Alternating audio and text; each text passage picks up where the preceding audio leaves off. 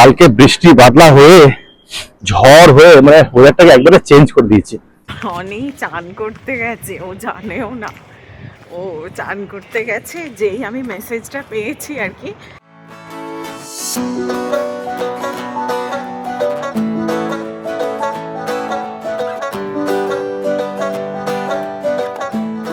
আজকে মোটামুটি 3-4 দিন পরে বল রমি হাঁটতে বেরোনো, 3-4 দিন পরে হাঁটতে বেরিয়েছি। প্রচন্ড ঠান্ডা আজকে আবার, মানে মাঝখানে গিয়েছিল, মাঝখানে রোদ তো উঠে ঠান্ডা ঠান্ডা কমে গেছিল। হঠাৎ করে কালকে বৃষ্টি বাদলা হয়ে ঝড় হয়ে মানে ওয়েদারটাকে একবারে চেঞ্জ করে দিয়েছে। তারপরে পিন ফোটাচ্ছে যেন এগুলো। টুপি পরে নিয়েছি, কয়েকদিন ধরে টুপি পরছিলাম না, আজকে আবার 2 দিন বলে টুপি পরে নিলাম। সোহম টিউশন গেল পড়তে, আর আমরা দুজনে বেরিয়ে পড়লাম মর্নিং ওয়াক করতে। আর 24 তারিখ আজকে, 24শে জানুয়ারি 2026। আর কত দিন, দেখো দেখতে দেখতে একটা বছর পুরো পেরিয়ে গেল। একটা বছর মানে একটা বছর পেরিয়ে গেল 2025, তারপর আবার 2026-এর জানুয়ারিতেও পুরোটাও হতে চললো, মানে শেষ। দিন কিভাবে পেরোয় বোঝাই যায় না। 1 মাস দেখতে দেখতে পেরিয়ে গেল নতুন বছরের। চলো মর্নিং ওয়াক করি। না, আমার খুব মন খারাপ। আমার পুরো গোলাপ গাছের কুঁড়িগুলো ভেঙে গেছে, একটা ফুল ভেঙে পুরো উড়ে গেছে, ডালটা পাতাগুলো সব ঝরে গেছে। মনটা এত খারাপ না। প্রচুর গাছপালার ক্ষতি হয়েছে কালকে। সোহেল গাছের ওই গোলাপ ফুলগুলো ভেঙে গেছে। আর একটা না এমনি ইনডোর প্ল্যান্ট ছিল, ওটাও পুরো একদম জ্বর থেকে উঠে গেছে। লাগিয়েছি ওটাকে, লেগে যাবে, ঠিক হয়ে যাবে। আবার প্ল্যান্টটা পুরো হেলে গেছে। কালকে প্রচুর ক্ষয়ক্ষতি, মানে কিরকম একটা ঝড় হলো, বিচ্ছিরি কালকে। না কালকে মানে এত ঝড় হয়েছে চিন্তা করার বাইরে।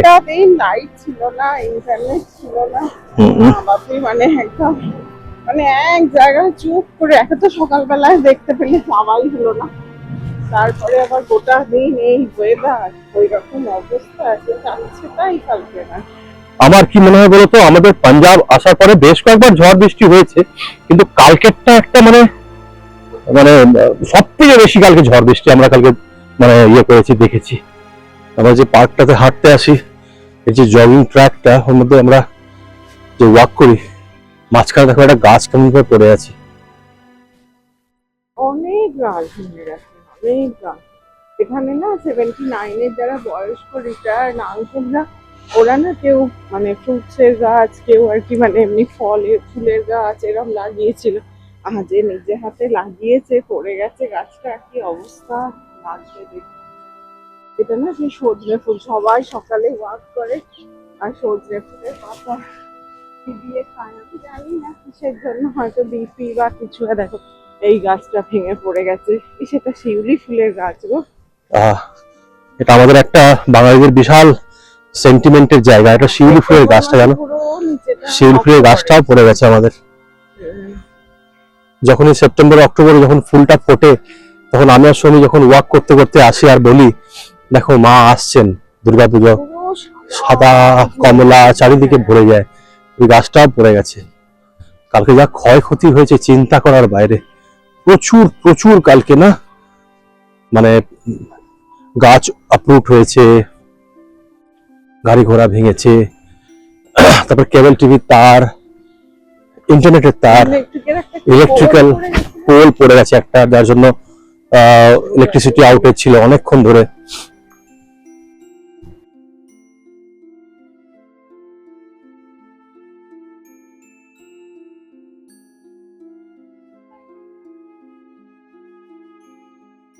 পাড়াতে এই 79-এই আর কি একটা বুটিক আছে, আলো ক্রিয়েশন বলে।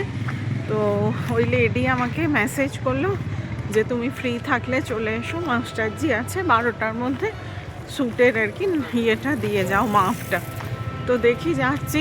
আমি অনেকের কাছে নাম শুনেছি, তো আমি ফার্স্ট টাইমই আর কি যাচ্ছি এই বুটিকটাতে।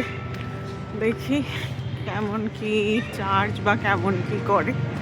এই যে তোমরা যদি কেউ ইন্টারেস্টেড থাকো, 1158 অলোক ক্রিয়েশন, 79-এই, অপোজিট অফ দ্য পার্ক। আমি ফার্স্ট টাইম এলাম, তো এসে দেখছি যে এদের ভেতরে না এমনি রেডিমেড স্যুট, কর্ড সেট, তারপর এমনি পিস, অনেক কিছুই আর কি ডিসপ্লেতে আছে। মানে আর বেশ ভালো কালেকশন আর খুব সুন্দর বিহেভিয়ার এনার। শ্যুটটা করতে দিয়ে এলাম, লেডির বিহেভিয়ার ভীষণই ভালো, মানে অনেক ডিসপ্লেও আছে শ্যুটের। আর উনি, আমি যেহেতু জিন্স পরে গেছিলাম, উনি ওখান থেকেই একটা কুর্তা দিলেন, কুর্তাটা পরে উনি আর কি ফিটিংসটা মানে ইয়ে করলেন, যে ওনাদের মাস্টারজি উনি আর কি ইয়েটা নিল আমার আর কি মেজারমেন্টটা।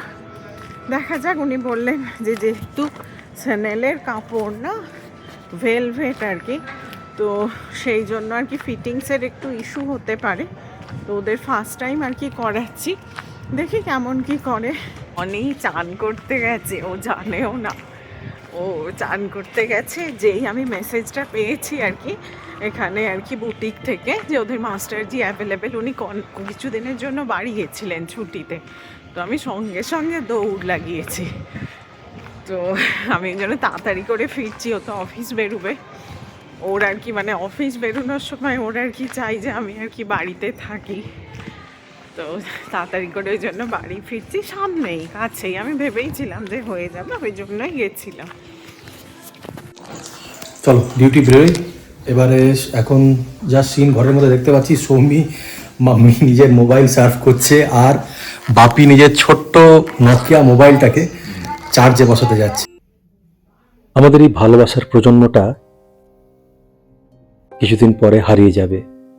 এরা কিন্তু হোয়াটসঅ্যাপে কথা বলে না, পুরনো ডায়েরির পাতা খুঁজে নিজের প্রিয়জনের নাম্বারটা খুঁজে বার করে কল করে তাদের সঙ্গে কথা বলে।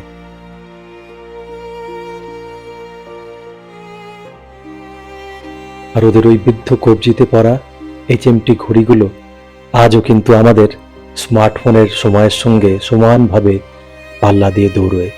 ফ্রেশ স্নোফল হয়েছে, কালকে যে এখানে ঝড় বৃষ্টি হলো, কালকে ফ্রেশ স্নোফল হয়েছে।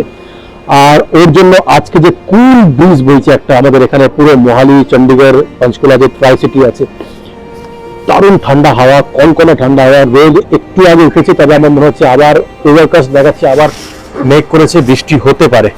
দেখা যাক, বৃষ্টি হলে কিন্তু ঠান্ডাটা আবার বাড়বে। কালকে আমাদের যাওয়ার আছে ঘুরতে, তোমার ওই যেখানে আমরা প্ল্যান করেছিলাম পিঞ্জোর গার্ডেন। আর পরশু হচ্ছে আমাদের inter rest house cricket match. Hopefully বৃষ্টি হবে না পরশু দিন, আর কালকে যেন না হয়, কেননা কালকে আমাদের ঘুরতে যাওয়ার প্ল্যান হয়েছে। যদি আবার হয় তাহলে আবার ভেস্তে যাবে। দেখা যাক। একটু আগে রেস্টুরেন্ট এলাম, আর রেস্টুরেন্ট এসে চারিদিক ঘুরে দেখলাম কয়েকটা জায়গায় লাইট ফাইট, মানে যে বাল্ব ফেলে সেগুলো সব ইয়ে হয়ে গেছে, ফিউজ হয়ে গেছে। কালকে শর্ট সার্কিট হয়েছিল একটা জায়গায় ছোট করে। এখন ওভারকাম করতে হবে। মিথুনকে বলে দিয়েছি সবগুলো ঠিক করে নিতে, মিথুন সব ঠিক করছে এখন। আর আমি আর আমার সামনে আমার এই যে বিজু দাঁড়িয়ে আছে। আমি আর বিজু দাঁড়িয়ে এখন এই গল্প করছিলাম যে বল रहा था कि বিজু ভাই বারিশ আজকে फिर से होने वाली है, আবার বৃষ্টি হতে পারে। বৃষ্টি হওয়ার জন্য ওয়েদারটা দেখো না, এখন আবার ওভারকাস্ট হয়ে গেছে, তো প্রবলেম বৃষ্টি আবার হবে। তবে এক কাপ কফি খাওয়ার ইচ্ছা হচ্ছে আমার, গরম গরম কফি। ঘর থেকে ভাত খেয়ে এসেছি আজকে, ভাত কাঁচা পোস্ত আর ঘি দিয়ে খেয়ে এসেছি আজকে। আবার একটু পরে কফি খাওয়ার ইচ্ছা হচ্ছে। ছেলেরা পুরো প্র্যাকটিস করছে এখন ক্রিকেট, কেননা কাল বাদ দিয়ে পরশু দিন আমাদের টুর্নামেন্ট। আর খেলার জায়গাতে কি হয় না, আমাদের খাওয়া দাওয়ার একটা ব্যবস্থা থাকে। খাওয়া দাওয়া বলে মানে যেমন ব্রেকফাস্ট থাকে, লাঞ্চ থাকে। তো লাঞ্চে খাবার দাবারের পরে গাজরের হালুয়া মানে ডেজার্টে থাকবে। তো তার জন্য এখানে রোহিত 50 কিলো গাজর না এখানে ইয়ে করছে, পিল অফ করছে, ছাড়াচ্ছে। ওগুলো দিয়ে তারপরে আবার মানে কি বলে তোমার এই গাজরের হালুয়া তৈরি হবে। 50 কিলো গাজরের হালুয়া তৈরি হবে। তারপরে ডাল মাখনি আছে, ভাত আছে, অনেক রকমের খাবার দাবার হয়। খুব আনন্দ হবে পরশুদিন। এবার বৃষ্টি বাদলার দিনটা না হঠাৎ করে এসে গিয়ে একটু মুশকিল হয়ে গেল। মাঠ ঘাট ভিজে গেছে। দেখা যাক, ওরা তো বলেছে যারা মাঠ দিচ্ছে মানে ভাড়াতে, তারা বলেছে আমরা সেট করে দেবো মাঠ। একটা গ্রুপ গেছিল আমাদের মাঠ ইন্সপেকশন করতে, দেখা যাক কি হয় না হয়। এই পনির ভুর্জি দিয়ে না নন রুটি খেতে খুব ভালোবাসে, তো রাত্রিরে ডিনারের জন্য পনির ভুর্জি। বাপিও আছে, বাপিও রুটি খাবে। পনির ভুর্জি আর রুটি ননার ফেভারিট। বাড়ি ফেরার সময় আমাকে ছেলে ফোন করেছে যে বাবা ব্রাউনি নিয়ে আসবে আমার জন্য। আর আমি ঠিক আছে। আর ব্রাউনি ওর ভীষণ পছন্দের, আমাদেরও ভালো লাগে, কিন্তু আমার মানে খাওয়া তো খুব একটা চলে না, যেহেতু আমি প্রি ডায়াবেটিক, তো আমাকে সেভাবে খাওয়া উচিত নয়, তবুও খেয়ে নিই। এবার সৌমিরও খুব পছন্দের, মাম্মি পাপি এসছে, ওরাও খাবে আইসক্রিমের সঙ্গে। ব্রাউনিটাকে একটু গরম করে ওয়ার্ম আপ করে তারপর ওটাকে আইসক্রিম দিয়ে খাওয়া হবে। আর সঙ্গে অ্যাকচুয়ালি আমাদের পরশু দিন না ক্রিকেট টুর্নামেন্টে যেটা হবে, তার মধ্যে ওই তোমার গাজরের হালুয়া ডেজার্টটা আছে। তো গাজরের হালুয়ার যে মানে দায়িত্বটা, সেটা মঞ্জিতের উপর দেওয়া হয়েছে, মানে আমাদের রেস্টুরেন্টের শেফেদের উপরে। তো আজকে প্রায় 50 কিলো গাজর ছাড়ানো হচ্ছিল। তো আমি বললাম যে মঞ্জিত একটু গাজরের হালুয়া ট্রায়াল দে। তো আমাকে বললো স্যার ঠিক আছে, কোনো অসুবিধা নেই। একটু গাজরের হালুয়া বানিয়ে ও ভাইপোর জন্য মানে সোহমের জন্য পাঠিয়েছে। তো এখন ওই গাজরের হালুয়া এসছে, আমি খোলাতে দেখি কেমন গাজরের হালুয়াটা।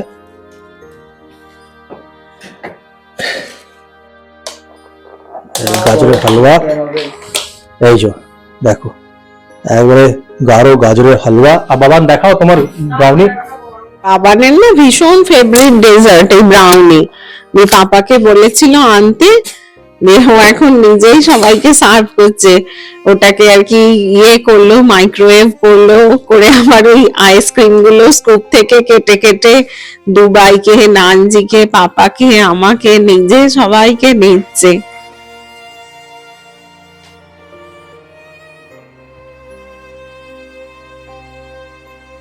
শুক্রবারের প্ল্যান তো আমাদের ক্যান্সেল হয়ে গেছিল, দেখলে মানে বৃষ্টিতে সব ভেস্তে দিয়েছিল আমাদের। তো কালকে আবার যাওয়ার প্ল্যান করেছি, কালকে 2টোর সময় বেরোবো আমরা পিঞ্জোর গার্ডেন্স দেখতে। তোমরা যেও আমাদের সঙ্গে, খুব ভালো জায়গা। ফেরার পথে চেষ্টা করবো যদি শুকনা লেক যাওয়া যায়, তাহলে এবার তোমাদেরকে শুকনা লেকও দেখিয়ে দেওয়া হবে। আর let's keep our finger crossed for tomorrow's program, দেখা যাক কি হয়। আর আজকে দুপুরবেলা ডিউটি যাওয়ার সময় একটু আমি ইমোশনাল হয়ে গেছিলাম। আদতে আমি খুবই ইমোশনাল মানুষ। তো ব্যাপারটা কি বলতো, এই যে প্রজন্ম, বাপি বাবুদের যে প্রজন্ম, মাম্মিদের যে প্রজন্ম বা জেনারেশন যেটা, এটা কিন্তু আমরা আর পাবো না। মানে এরা যখন চলে যাবে, এদেরকে আমরা কিন্তু আর পাবো না, এই জেনারেশনটাকে। এই যে ছোট ফোন ব্যবহার করা, সো কল্ড যে তোমার স্মার্টফোন ইউজ করা, এটা জানে না এরা। এরা আমাদের মতন স্ক্রল করে না স্ক্রিনেতে। এরা ফোনেতে কারোর নাম সেভ করতে পারে না। এদের কাছে ছোট্ট ডায়েরি থাকে, যে ডায়েরি দেখে এরা নাম খুঁজে খুঁজে তাদেরকে কল করে, তাদের সঙ্গে কথা বলে। এরা আমাদের মতন স্মার্টফোন বার করে টাইম দেখে না। They watch time on their wrist watch. এখনো দম দিয়ে ঘড়িটাকে রাখা হয়, সকালবেলা উঠে রোজ দম দেয়। আর কিটোজ ইউজ করে না এরা, এখনো হাওয়ায় ছুটি পরেই বাজারে যায়, হাতে থলি নিয়ে বাজারে যায়। আমাদের মতন গাড়ি থেকে ভেন্ডারকে আওয়াজ দেয় না যে এটা দাও ওটা দাও। তারা গিয়ে ভেন্ডারদের সঙ্গে কথা বলে, গল্প করে। এই প্রজন্মটা আমরা হারিয়ে ফেলবো আস্তে আস্তে। যাই হোক, আবার ইমোশনাল হয়ে পড়বো আমি। দেখা হবে কালকে তোমাদের সঙ্গে। কালকে আমাদের সঙ্গে থেকো, পিঞ্জোর গার্ডেন্স নিয়ে যাবো তোমাদেরকে। আর ততক্ষণ সবাইকে ভালোবাসবে আর ভালো থাকবে। Good night, Anirban.